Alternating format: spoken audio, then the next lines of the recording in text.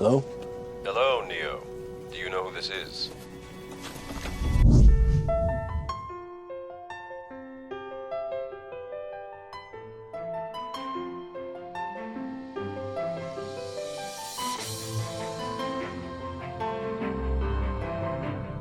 Keanu Reeves est un acteur, réalisateur, producteur, musicien de rock, homme d'affaires canadien et tout simplement un homme extraordinaire. Sa timidité et son beau cœur sont légendaires et son charme et son apparence frappante rendent folles les femmes de tout âge. Au cours de sa carrière d'acteur, il a joué dans plus d'une centaine de films dont certains sont des véritables chefs-d'œuvre. Cette vidéo est dédiée au parcours stellaire de l'un des hommes les plus brillants de notre époque. Mix Show présente Keanu Reeves, comment vit le plus grand acteur d'Hollywood et comment il dépense ses thunes? Keanu Charles Reeves est né au Liban, à Beyrouth, le 2 septembre 1964, dans une famille composée de l'anglaise Patricia Bond et de l'américain Samuel Reeves, qui fait rage, cocktail sauvage de sang portugais, chinois et hawaïen. D'ailleurs, son nom inhabituel Keanu, reçu juste en hommage à l'origine de son parent, traduit de l'hawaïen, il signifie « Cool Mountain Wine ». À l'époque de la rencontre, en 1960, Patricia travaillait comme danseuse et Sam négociait des gains occasionnels, ne se pliant même pas à des tractations louches. L'homme n'avait pas d'éducation formelle et avait obtenu son diplôme d'études secondaires en prison alors qu'il purgeait une peine pour le trafic de drogue. Finalement, il a réussi à acquérir une profession de géologue. La vie de cette jeune famille est mouvementée, passant d'un endroit à l'autre, et 2 ans après la naissance de leur fils, ils se retrouvent à Sydney, en Australie. Leur plus jeune fille, Kim, est née ici en 1966. Très vite, le père de famille a quitté Patricia et les enfants. Keanu était si déçu et rancunier que, même en grandissant, il ne reprit pas contact avec son papa, interrompant toutes ses tentatives de rapprochement. Après le continent vert, les Reeves s'installent d'abord à New York, où Patricia devient une costumière à succès, avant de s'installer à Toronto, au Canada. Elle se marie encore 3 fois et a une fille, Karina Miller, avec son 3e mari. Mais tous ces mariages se brisent invariablement. L'éducation n'a pas été facile pour Keanu, car le garçon a été diagnostiqué dyslexique, ce contre quoi il essayait de lutter avec l'aide d'orthophonistes et de psychologues. Mais ce n'est pas sans raison que cette maladie est appelée une maladie de génie. Reeves a lu une foule de livres, dont Proust, ce qui l'a aidé à développer sa persévérance, son assiduité et une mémoire proche du phénoménal. En outre, il jouait très bien aux échecs et enfant, il surpassait certains adultes, gagnant $1 pour ses gains. Aujourd'hui encore, Keanu aime lire les journaux dont les pages contiennent des problèmes d'échecs. Quel garçon canadien ne joue pas au hockey dans son jardin? Reeves a été repéré par un entraîneur local et invité dans l'une de ses écoles. Il était gardien de but dans l'équipe de ses enfants, mais ses coéquipiers affirmaient qu'il n'avait pas le physique nécessaire pour ce rôle, compensant par son agilité et sa capacité de saut étonnant, ce qui lui a valu le surnom de « The Wall ». D'ailleurs, ses coordonnées figurent toujours dans la base de données internationale des joueurs de hockey, et il aime jouer pour lui-même et encourager les Maple Leafs de Toronto. En plus du sport, Keanu a fréquenté le club de théâtre, et après une blessure, il a dû oublier un grand avenir sportif. Alors Keanu s'est concentré sur son 2e hobby. À l'âge de 9 ans, il s'est essayé pour la première fois à la scène théâtrale dans la comédie musicale Damn Yankees, et à 15 ans, il a brillé sur scène dans le rôle de Mercutio de Shakespeare. À 17 ans, le garçon abandonne l'école et quitte la maison pour sa petite amie nommée Pat. Il n'a jamais obtenu son diplôme. Il a dû se payer sa vie libre en cherchant des petits boulots, notamment en tondant les pelouses des autres et en faisant des spaghettis dans des cafés italiens. En 1983, un jeune homme apparaît dans une publicité Coca-Cola en tant que cycliste. Reeves se souvient encore avec chaleur et rire de ce tournage, car ils ont dû tourner en hiver prétendant qu'ils ne se languissaient de la chaleur. Par la suite, les publicités naïves se sont multipliées, notamment pour les appareils photo Canon et pour Santoni, un whisky japonais. Parallèlement, Keanu Reeves a joué dans des petites séries télévisées et des courts-métrages. Et son premier grand rôle était dans un film, le film Young Blood, où il jouait le gardien de but d'une équipe de hockey et a reçu un cachet de $3000. Après la sortie du film en 1986, Keanu, avec l'aide de son premier beau-père, le réalisateur de Broadway Paul Haran, a obtenu une carte verte américaine et s'est installé à Los Angeles. Là, il a trouvé un agent et sur ses conseils, il a utilisé pour la première fois un pseudonyme, car il trouvait le nom de Keanu trop exotique. Ainsi, dans certains films, il apparaît sous le nom de Norman Reeves et Chuck Spudane, du nom d'une rue de Toronto. La fin des années 80 a été pour Keanu Reeves l'occasion d'un bon départ dans le grand cinéma. En 1988, est sorti des films tels que Liaison dangereuse, Last Night, Eternal Song et Prince of Pennsylvania. Se suivent les films Parents, La vie sous la mer et Les incroyables aventures de Bill et Ted ont été suivis par une série et une suite du même nom. Après I Love You to Death, Tune Up the Radio Tomorrow, My Own Private Idaho, le véritable point culminant fut le film d'action Quest of Wave. Patrick Swayze était son partenaire sur le tournage. Mais Keanu était si bien dans le cadre qu'il a remporté le MTV Movie Awards de l'homme le plus désirable. You mad? Yeah, I'm mad! Good and mad! Yeah! What do you want to do about it? Feels good, doesn't it? Like you're still alive, right? Yeah! Well, since you're still alive, and you're not in the box just yet, why don't you tell me this theory of yours and we'll go get these guys? L'énorme succès est également devenu un tournage dans le film Dracula qui est sorti en 1992. Fait intéressant, dans le film, Reeves et Winona Ryder ont été mariés par un vrai prêtre roumain, et c'est maintenant un sujet de plaisanterie favori. Les appeler mari et femme, quoi. En 93 sont sortis sur les écrans le film Even Cowboy Girls Are Sometimes Sad, Much Ado About Something et le drame philosophique coloré Little Buddha. Pour le rôle principal, Keanu a dû perdre beaucoup de poids et suivre un régime strict à base d'orange et d'eau. Le public et les critiques ont évalué l'œuvre de manière polaire. Les uns étaient ravis, tandis que d'autres ne comprenaient pas pour qui ce film était fait et réprimandaient les acteurs. Une critique courte mais permanente a été donnée au film par le Dalai Lama, qui a loué avec modération, mais a fait remarquer que Bouddha ne peut pas être petit. I've never seen it. I've not even seen my own city. I must see the world, Yashodhara. With my own eyes. Dès l'année suivante, l'acteur fait éruption dans le monde des stars de premier plan. Après sa prestation dans Breaking Bad, le réalisateur du film d'action Speed ne voyait personne d'autre que Keanu Reeves pour le rôle principal. Le film a été un énorme succès et sa partenaire était rien d'autre que Sandra Bullock, avec qui Keanu était toujours très ami. Bien qu'il soit dit qu'entre les interprètes des grands rôles, la romance a été éphémère. Reeves a reçu une rémunération d'$1 million pour son travail sur ce film. Shot me. I can't believe it. I'm giving you a medal for shooting me, you little prick. Harry, you told me to. Los Angeles Police Department. Lorsque le film est sorti, le travail sur un autre film, John Imnovich, était effectivement terminé. Cependant, les responsables de Sony, voyant le succès de Speed, ont exigé de refaire la plupart des scènes pour ajouter des bagarres et des fusillades. À l'origine, le film était censé être un film de science-fiction atmosphérique aux accents noirs et cyberpunk. Must have been pretty good at memorizing, huh? Implant. Wet wired. I had to dump a chunk of long-term memory. You had to dump a chunk of what? My childhood. Your childhood. Ses films suivants furent A Walk in the Cloud, Clinch Direction, Sensing Minnesota et Suicide. La paire de la filmographie de Keanu Reeves, à juste titre considéré comme un thriller mystique, Devil's Advocate, sorti en 1997. What are you? Oh! I have so many names. Say. Call me Dad. Pour pouvoir participer à ce film, il a dû refuser une offre de rôle dans le suite de Speed, ainsi qu'une partie de son cachet qui s'élevait à $8 millions pour assurer la participation d'Al Pacino au projet. 2 ans plus tard, le monde était déjà secoué par le film d'action culte de science-fiction The Matrix. La préparation du tournage a été colossale, les acteurs se sont entraînés pendant plusieurs mois. La veille de l'entraînement, Keanu s'est blessé aux vertèbres verticales, ce qui l'incommode encore davantage aujourd'hui. Tous les jours, il doit porter un bandage spécial. Un autre sacrifice qu'il a dû faire pour la scène du réveil de Neo dans la capsule. L'acteur a perdu près de 10 kilos et s'est rasé tous les poils de son corps, y compris les sourcils. Wow, that sounds like a really good deal. But I think I got a better one. How about I give you the finger and you give me my phone call? Au début des années 2000, après Matrix, on attendait à ce que l'acteur qu'il fasse quelque chose d'extraordinaire. Mais ce qui a suivi est une série de films que les critiques ont qualifiés de moyens.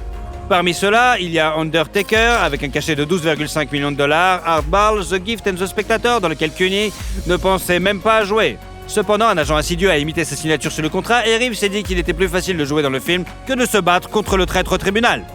En 2001 sort le mélodrame Sweet November qui n'a suscité aucune vague d'éloges, mais qui est devenu très important pour Keanu Reeves, qui a vécu une tragédie personnelle et voulait juste jeter ses sentiments à l'écran.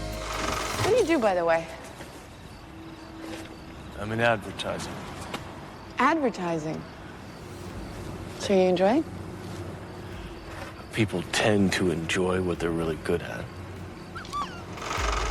C'est presque la seule fois où Keanu Reeves lui-même a couru après le réalisateur, le persuadant d'accepter le rôle principal pour lui. Le fait qu'en 98, il ait rencontré le petit ami de sa sœur, Jennifer Sim, lors d'une fête. flashait un sentiment et Reeves convaincu de tout le monde qu'il était un célibataire endurci et que tout le monde voulait l'avoir. Ils ont même décidé de devenir parents, mais une semaine après la naissance de la petite fille, ils ont décidé d'appeler Ava Archer. Son cœur s'est arrêté. L'acteur s'est replié sur lui-même et sa compagne a décidé de combattre le chagrin à l'aide de l'alcool. Cela a fini par la tuer. En avril 2001, Sim est décédée dans un accident de voiture alors qu'elle revenait d'une fête arrosée. Après ces événements dramatiques, l'acteur n'a pas pu pendant longtemps se décider pour une relation sérieuse, se limitant à une romance ou une amitié éphémère avec des femmes. Après avoir survécu à une série de malheurs, Keanu Reeves s'est remis au travail. En 2003 est sorti le drame Love with and Without Rules et immédiatement 2 parties du nouveau Matrix, Reload and Revolution, qui est une extension logique de l'histoire de la guerre entre l'homme et la machine. If you tell me we'll make it, I'll believe you. We'll make it. We have to. Les recettes du box-office de ces films ont fait un chiffre plutôt très intéressant, dépassant le $1 milliard et qui nous aurait touché 15% en plus du cachet de $30 millions pour les 2 parties. Certes, il a pris un risque pendant la production en refusant $38 millions à investir dans les costumes et les effets spéciaux. Comme le temps l'a montré, cet investissement a été largement rentabilisé. Après cela, Keanu Reeves a été contraint de faire une pause dans son travail car sa sœur Kim a été diagnostiquée d'une leucémie avancée. Ce terrible diagnostic a été posé en 1993, mais pendant de nombreuses années, la maladie est restée sous contrôle. Pour l'aider, Reeves a mis le paquet et s'est rendu dans la ville suisse de Montreux, où il a accompagné sa sœur 24 heures sur 24. Heureusement, la maladie a été vaincue et Keanu participe désormais activement à des événements caritatifs contre le cancer. Le film d'action super-héroïque Constantine, Lord of Darkness, basé sur la bande dessinée mystique The Messenger of Hell, n'est sorti que 2 ans plus tard. This is Constantine. John Constantine. Asshole. Le film n'a pas récolté de prix ni de grosses sommes d'argent, ne faisant plaisir qu'aux fidèles fans de Keanu Reeves. Cependant, l'histoire a une chance de prendre sa revanche puisque Warner Bros. A annoncé la production d'une suite en septembre 2022. La même période a vu sortir le film Bad Habit, Ellie Parker, Blur, Strange Kings et La Maison sur le Lac. Et le film The Day the Earth Stood Still en 2008 a été un très spécial pour Keanu Reeves car contrairement à d'autres œuvres, il n'a pas participé au casting de qui que ce soit. Le réalisateur Erwin Stoff n'a vu de lui que pour le rôle de l'extraterrestre Klaatu. Le tournage a été excitant pour l'acteur, il a improvisé de bon cœur et a même terminé une partie du scénario. Cette pratique a été peut-être le point de départ de sa carrière de réalisateur. En 2013, il a agi dans ce titre en travaillant sur le film Master of Tai Chi. Cependant, Reeves n'a pas non plus abandonné la comédie. Il a travaillé sur des films tels que La vie privée de Pippa Lee, Esprit criminel de Henry, 3 à New York et 47 Renins.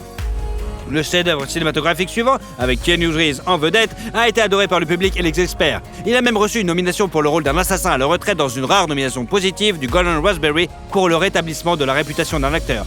Le thriller d'action John Wick a suivi de point de départ pour une franchise médiatique comprenant des films et des séries télévisées, des bandes dessinées, des bandes sonores et des jeux vidéo. Un 4e volet est déjà en préparation pour sa sortie et un 5e a été annoncé. Noise complaint. Noise complaint.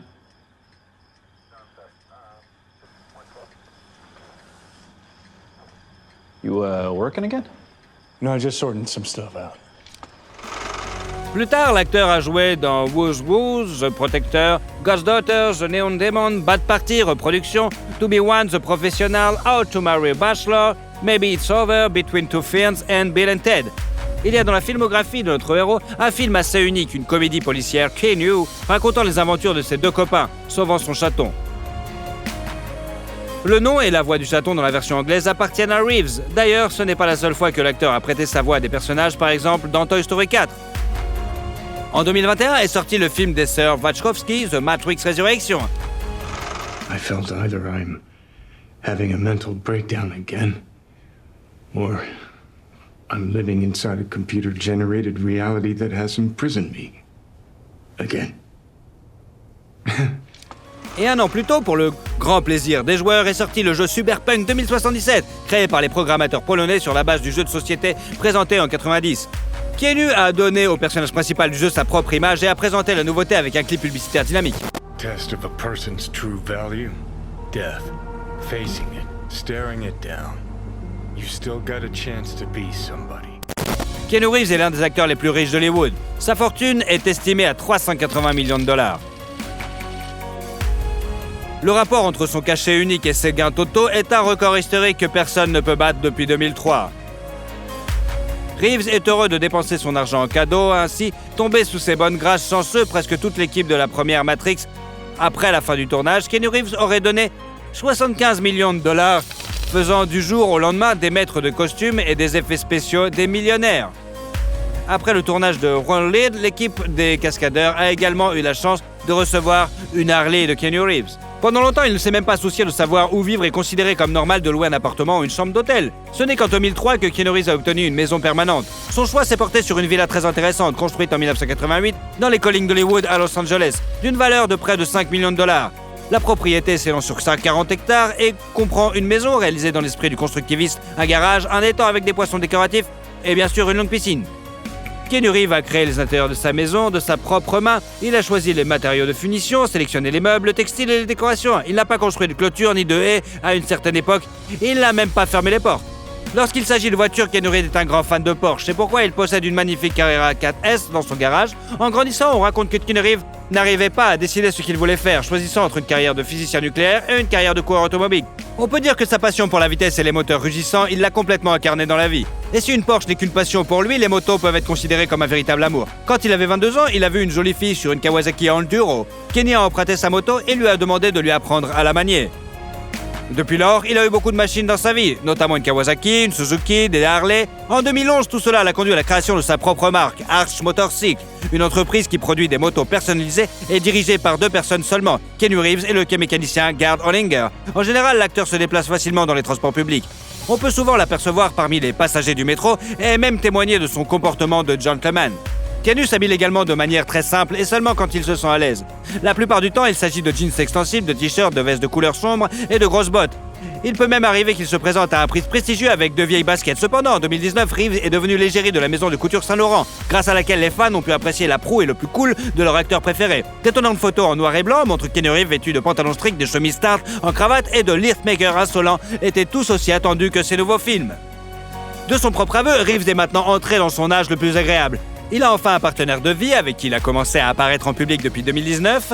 Depuis longtemps, Keanu Reeves et l'artiste Alexandra Grande sont amis. Elle a même aidé l'acteur à publier un livre, Ode to Happiness.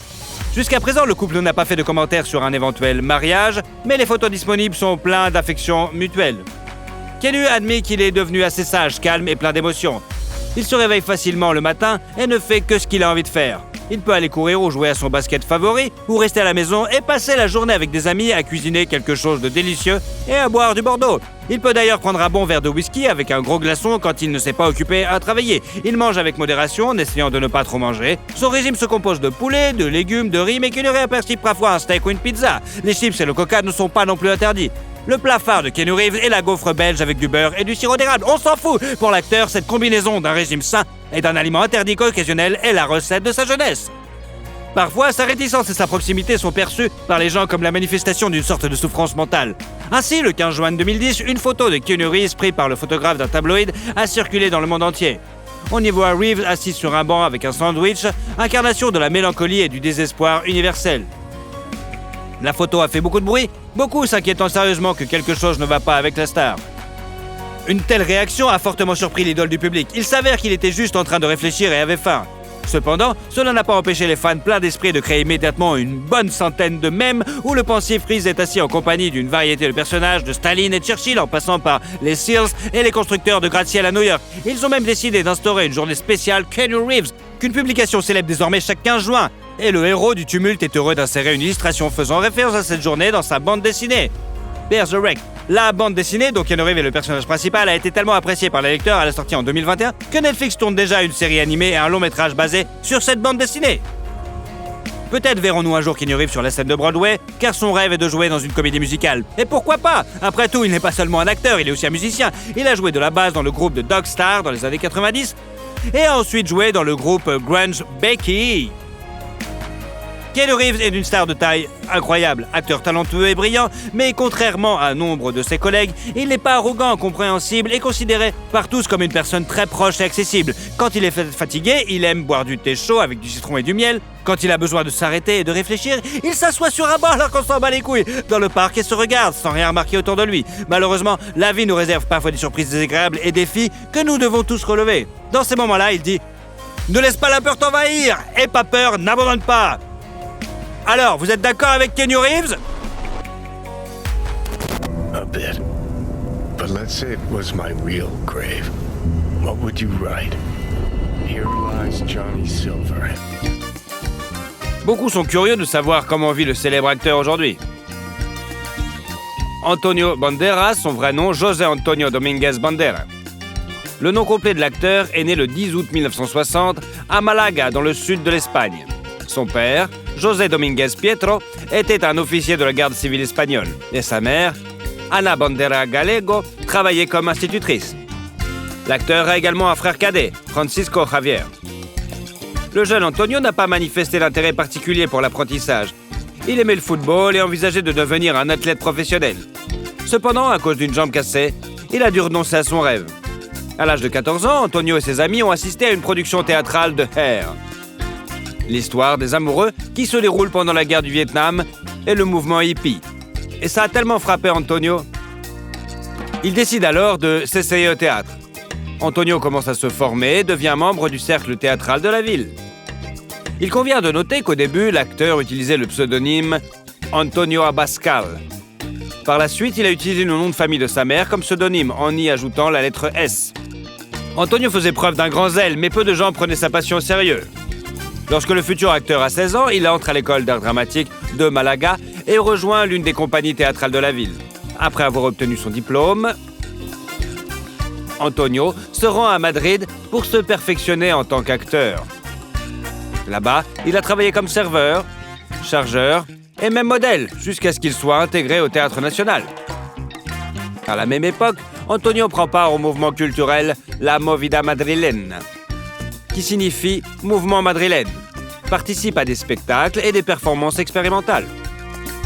Banderas remarque l'un des plus brillants représentants de ce mouvement, Pedro Almodóvar, qui l'invite à jouer dans son film Labyrinthe de la Passion. Le jeune acteur a obtenu le rôle d'un radical islamique amoureux d'un prince musulman homosexuel. À propos, le premier cachet d'Antonio était d'environ 100 000 pesetas. La collaboration avec le réalisateur a donné un coup de fouet à la carrière de Banderas. Il commence à jouer dans un grand nombre de films espagnols. En 1985, il fait un nouveau film avec Almodóvar, le film Matador. Il y joue un jeune garçon simple qui assume la responsabilité des meurtres commis par son mentor. Le réalisateur lui-même ne considère pas ce film comme particulièrement réussi. Il était plus passionné par le travail sur le film La Loi du désir, dans lequel Banderas jouait l'un des rôles clés. La collaboration entre l'acteur et le réalisateur s'est poursuivie sur le tournage du film Femme au bord de la crise de nerfs. Par la suite, Antonio n'a pas seulement dirigé Almodóvar. Pendant cette période, un certain nombre de films sont sortis avec lui. Le jeune acteur charmant était chéri de l'attention féminine. En 1987, il a épousé une actrice espagnole, Ana Leza, qu'il a rencontrée dans un restaurant près du théâtre. Banderas est tombé amoureux comme un garçon et bientôt, le couple s'est marié. À propos, le témoin du mariage était Pedro Almodóvar lui-même. Bientôt, Ana abandonne sa propre carrière et se consacre volontiers à son conquérant de mari acteur, sélectionnant sa garde-robe, programmant les auditions, surveillant son régime. Malheureusement, la relation entre Antonio Banderas et Pedro Almodóvar s'est détériorée pendant 19 ans. La raison est le refus de l'acteur de participer au tournage de Kika. À cette époque, Banderas se tourne vers Hollywood. Son premier film américain est un drame musical, Mambo Kings, où il interprète l'un des rôles principaux. Pour ce film, souvent on s'est moqué de son prononciation parce que son anglais n'était pas terrible. Il a passé 6 mois de tournage en Amérique et est tombé amoureux du pays. Tout le succès de Banderas à la maison est resté à la maison. Antonio a dû à nouveau conquérir le public. Et bien que la cassette King's Mambo n'ait pas tout à fait répondu aux attentes des producteurs, mais le macho espagnol a bien marché quand même. En 1993, Antonio apparaît dans le mélodrame House of Spirit et le drame Philadelphia avec Tom Hanks et Denzel Washington. What's the matter with you tonight? Close the logbook. You just... Hein? Ce film est très apprécié par les critiques et le public. Et pour Banderas, c'est un ticket heureux pour Hollywood. En 1994, Banderas joue dans le mélodrame Amour et ténèbres et joue un rôle mineur dans le vampire Arman dans le film Entretien avec un vampire. You know how few vampires have the stamina for immortality. En 1995 a été une année très productive pour lui. Sur les écrans se succèdent des films avec sa participation. Aux côtés de Sylvester Stallone, il joue dans le thriller policier Assassin, apparaît dans la comédie Four Worms, joue dans le mélodrame Miami Rhapsody et le thriller Never Talk to Strangers. L'attention particulière d'écriture et du public est provoquée par Robert Rodriguez. I'm looking for a man who calls himself Bucho. That's all. But you had to do it the hard way. Et le film Desperado. Ce rôle est appelé l'un des meilleurs travaux de Banderas dans les années 90. Et le baiser entre Banderas et sa partenaire sur le plateau de Salma Hayek a été nommé pour le meilleur baiser sur MTV. D'ailleurs, toute l'équipe a couru au tournage de la scène du lit entre les personnages principaux. Mais à la fin, seul le réalisateur et le superviseur du scénario sont restés. Il convient de noter que sur le plateau de tournage, Banderas s'est également révélé être un musicien. L'acteur jouait lui-même de la guitare dans toutes les scènes où cela était requis de son personnage. Et voici un autre film, une comédie. Too Much n'a pas fait l'objet de critiques aussi élogieuses, mais c'était un acteur spécial. Il a rencontré Melanie Griffith. Ils étaient tous les deux dans une relation formelle. Melanie était mariée à Don Johnson, Antonio était encore marié à Anna. Mais bien que récemment leur relation se soit quelque peu refroidie, il tournait activement aux États-Unis. Et sa femme préférait vivre en Espagne de toute façon. Après avoir tourné ensemble, les acteurs se sont rencontrés de temps en temps et Banderas a réalisé qu'il était tombé amoureux. Il est apparu avec Mélanie lors d'une soirée mondaine. Quand Anna l'a appris, elle s'est envolée vers les États-Unis et a rencontré Antonio avec Mélanie. La relation n'a pas fonctionné. Une procédure de divorce a été engagée et Anna ne voulait pas accorder le divorce à son mari. Cependant, lorsqu'Antonio et Mélanie arrivent dans le pays de l'acteur, ils sont reçus froidement non seulement par l'ex-femme et les parents de Banderas, mais aussi par les médias locaux qui font passer Mélanie pour une divorcée. D'une manière ou d'une autre, en mai 1996, à Londres, Antonio s'est marié avec Mélanie. Et plus tard, en septembre de la même année, est née leur fille commune Stella del Carmen Banderas Griffith. À propos, Antonio a réussi à établir une relation avec la famille de Griffith issue de son précédent mariage, Dakota Johnson. Le couple Antonio et Mélanie faisait plutôt une mauvaise réputation. Pour le bien de son mari, l'actrice a surmonté sa dépendance à l'alcool et aux drogues. Il a soutenu sa femme dans tous ses efforts et essayé de la dissuader de recourir à la chirurgie plastique et a agi comme un père de famille modèle. On raconte d'ailleurs que l'acteur est tombé amoureux de Mélanie 6 ans avant leur première rencontre, lorsqu'il l'a vue à l'écran dans le film The Wild Things. En 1996, la comédie musicale Evita, où Banderas joue le rôle de Madonna, est sortie. Le rôle masculin principal du film a valu à Antonio une nomination au Golden Globe et $4 millions de royalties.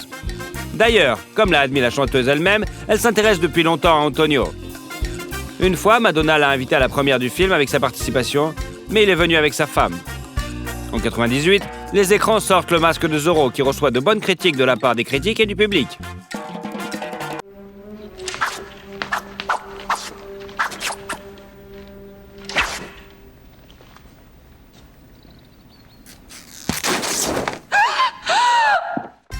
Pour jouer le rôle d'Alexandre Antonio, il a suivi 4 mois de formation dans l'équipe olympique espagnole d'escrime. Et selon l'entraîneur, est devenu un épéiste habile. Pour ce rôle, l'acteur a reçu le prix du public de l'Académie européenne du cinéma et a été nommé pour un Golden Globes. Antonio Banderas est devenu une star de première grandeur. Il tourne beaucoup et s'essaie également au métier de réalisateur. En 1999 sort son film La femme sans règles, où le rôle principal est joué par sa femme, Melanie Griffith. Le film n'a pas connu un succès particulier, mais a constitué une part importante de la carrière de l'acteur. La même année sort sur les écrans le thriller d'aventure Le 13e guerrier, où Antonio tient le rôle principal. You could have killed him at will. Yes? Why the deception? Deception is the point. Any fool can calculate strength. La même année, aux côtés de Woody Harrelson, l'acteur joue dans le drame sportif Played in the Born et apparaît également dans la comédie The White River Kid. Sa popularité est croissante, tout comme ses royalties. Pour sa participation au film The Body en 2000, Banderas reçoit quand même $12 millions. L'année suivante, Antonio devient le partenaire d'Angelina Jolie sur le tournage de Original Sin. Liar! Fake! Yes! Yes! Don't you see? Yes! Don't you see? That you still cannot breathe without you! Le film sensuel ne fait que confirmer le titre d'acteur sex symbole. et Jolie a même dû démentir les informations sur la romance avec le macho espagnol. En 2001 également, Banderas accepte l'invitation de Robert Rodriguez à participer au film d'action-comédie d'aventure Spy Kids, dont 2 autres volets sortiront plus tard. En 2002, Antonio travaille à nouveau avec Salma Hayek sur le tournage de Frida. Elle joue le premier rôle masculin dans le film franco-suisse Femme fatale. Une expérience moins réussie est celle de Ballistic, un film de la même année dont l'audience est plutôt faible. En 2003, sur les écrans sortent plusieurs films avec le macho espagnol.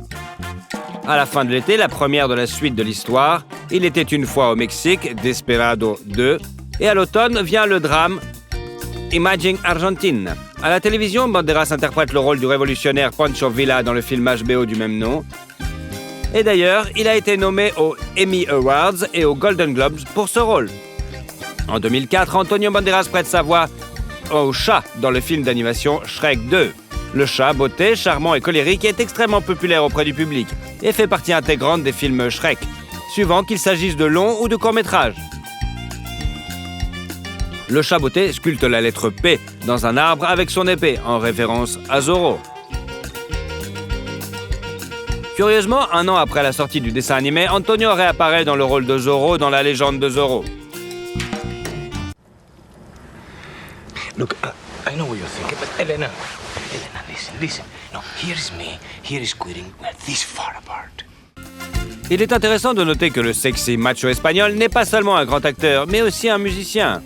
Il interprète ses propres parties vocales dans les films, le cas échéant. Ainsi, la composition du film Desperado est devenue un succès populaire. Soy un hombre muy honrado que me gusta lo mejor. En 2005, une étoile a été dévoilée sur le Hollywood Walk of Fame en l'honneur d'Antonio Banderas. Cependant, l'essor est inévitablement suivi d'un déclin. Antonio apparaît de moins en moins souvent dans des films de catégorie A, et les années suivantes, il ralentit légèrement le rythme de ses apparitions sur les écrans. En 2006, il joue un rôle majeur dans le drame Take the Lead. L'année suivante, l'acteur partage l'affiche avec Jennifer Lopez dans le thriller policier Border Town et participe également à la comédie My Mom's New Boyfriend. En 2008, Banderas interprète le rôle de Ralph dans le thriller dramatique The Other Man et joue avec Morgan Freeman dans le thriller policier Secret Thief. Don't even think about it. Think about what? Going anywhere near her. I'll rip your heart out, I mean it. It looks like it's your heart she's not so fond of. En 2009, l'acteur se fait opérer d'une opération bénigne au dos. Et l'année suivante, il joue dans plusieurs autres films. En 2011, un long dessin animé sur le chat beauté, interprété par la légende macho, est sorti, ainsi que le drame d'aventure Or Noir. La même année, La peau dans laquelle je vis a été présentée en première mondiale comme une réunion de la légendaire union créative d'Antonio Banderas et de Pedro Almodóvar. Ce thriller psychologique est un chef-d'œuvre qui a remporté de nombreux prix. En 2012, l'acteur a joué dans le film d'action Haywire et dans la comédie de science-fiction Ruby Sparks. En 2013, Banderas participe à nouveau à la voix off, cette fois pour le film d'animation Justin et les Chevaliers de la Vaillance. Il collabore également à nouveau avec Rodriguez sur le film Machete et avec Almodóvar dans la comédie I'm So Excited. En 2014, il a été révélé que la femme de l'acteur, Melanie Griffith, avait demandé le divorce. Elle a cité l'infidélité de son mari avec l'actrice Natalie Byrne. Comme raison, ils ont travaillé ensemble sur le tournage d'Unstoppable 3. Mais comme elle l'a admis, il n'y avait aucune raison pour de telles affirmations, si ce n'est la jalousie morbide de Mélanie. Le divorce a été aussi rapide et scandaleux. Les époux se partageaient activement les biens. Ils ont vendu un manoir à Los Angeles pour 16 millions et se sont partagés les bénéfices en comptant les revenus des projets réalisés pendant leur vie commune.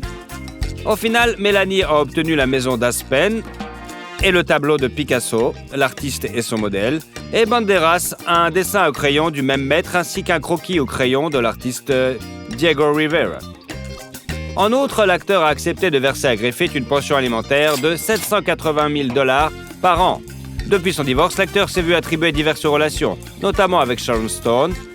Sa fiancée est désormais la financière néerlandaise Nicole Campbell, qui a mis de l'ordre dans la vie d'Antonio. Dans les années qui suivent, Antonio joue beaucoup la comédie. Il joue dans le thriller d'action Automata et le drame biographique The 33.